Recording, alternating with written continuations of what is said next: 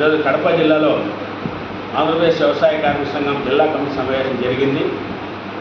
గడిచిన 6-7 సంవత్సరాల నుంచి ఈ జిల్లాలో పెద్ద ఎత్తున భూ సమస్యలపైన సిపిఎం ప్రజా సంఘాల ఆధ్వర్యంలో పెద్ద ఎత్తున పోరాటాలు జరుగుతున్నాయి. సుమారు 1,00,000 ఎకరాలు ఈ ప్రాంతంలో ఉన్నటువంటి పేదల భూమి, ప్రభుత్వ భూమి, ఇతర ప్రాంతాల్లో ఉన్నటువంటి బెంగళూరు, బాంబే, హైదరాబాద్లో ఉన్నటువంటి పెద్ద పెద్ద బడా రాబందులు వచ్చి 1,000 ఎకరాలు ఆక్రమించుకున్నారు. ఇప్పటికే ఈ జిల్లాలో ఉన్నటువంటి సుమారు 20 మండలాల్లో 20,000 ఎకరాల్లో వ్యవసాయ కార్మిక సంఘం ఆధ్వర్యంలో భూ పోరాటాలు జరుగుతున్నాయి. గతంలో ఉన్నటువంటి ప్రభుత్వం ఈ భూములన్నీ తీసి పేదలకి ఇస్తామని ఆనాడు జగన్మోహన్ రెడ్డి గారు హామీ ఇచ్చారు. 1,00,000 ఎకరాలు అన్యాక్రాంతమైందని ముఖ్యమంత్రి గారు ప్రకటించారు.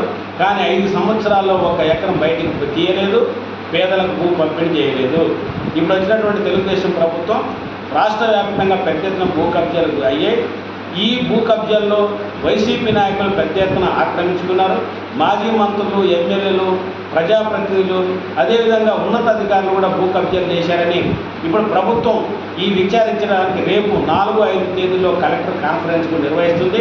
రాష్ట్రంలో అన్యాక్రాంతమైనటువంటి భూములన్నీ స్వాధీనం చేసుకోవడానికి చెప్తుంది.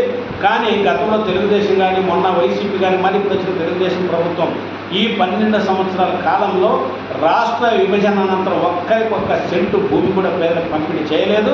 గత ప్రభుత్వం కూడా చేయలేదు. అందుకోసమే నూతనంగా ఏర్పడినటువంటి తెలుగుదేశం ప్రభుత్వాన్ని విజ్ఞప్తి చేస్తున్నాం. అయ్యా, ఈ రాష్ట్రంలో కోనేరు రంగారావు భూ కమిటీ సిఫారసుల మేరకు సుమారుగా 20-35 లక్షల ఎకరాలు పేదలకు పంపిణీ చేయడానికి ఉన్నాయని చెప్తున్నారు. అదే గత ప్రభుత్వం పేదలకు ఇచ్చిన భూమిని పెద్దోళ్ళకు కట్టబెట్టడానికి 9/77 చట్టాన్ని మార్చి పెద్దలకు అనుకూలంగా మార్చేసింది. మీరు గతంలో ల్యాండ్ టైటిలింగ్ యాక్ట్ని రద్దు చేశామని చెప్పారు. అధికారంలోకి వచ్చిన మరుక్షణమే రద్దు చేశారు. కానీ అసైన్ చట్టాన్ని మాత్రం మీరు అదే పద్ధతిలో ఉంచారు. అంటే పేదలకు ఒక న్యాయం, పెద్దలకు ఒక న్యాయం సరైన పద్ధతి కాదు. నిజమైన మీరు పేదల మీద చిత్తశుద్ధి ఉంటే తెలుగుదేశం ప్రభుత్వం 9/77 చట్టాన్ని వైసీపీ సవరించిన దాన్ని రద్దు చేసి యథాప్రకారంగా అమలు చేయాలి.